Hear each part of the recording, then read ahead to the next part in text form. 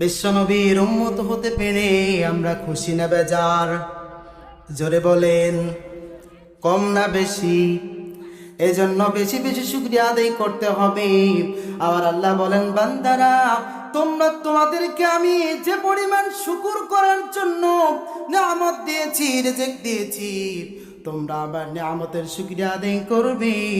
আমি আল্লাহ দুনিয়ার জমিনে তোমার জন্য আমি নিয়ামতগুলোকে কোটি কোটি বানিয়ে দেই। বলেন সুবহানাল্লাহ। লাইন শাকারতুম লাযীদান্নাকুম ওয়া লাইন কাফারতুম ইন্না আযাবি লাশাদীদ।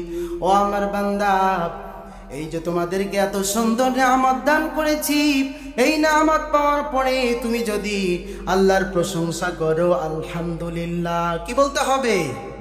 আরো জোরে বলেন, কি? আলহামদুলিল্লাহ। আমরা যখন সূরা ফাতিহা তেলাওয়াত করি, আল্লাহ তাআলার কাছে বলি আলহামদুলিল্লাহ, ওগো আমার রব, সমস্ত প্রশংসা তোমার।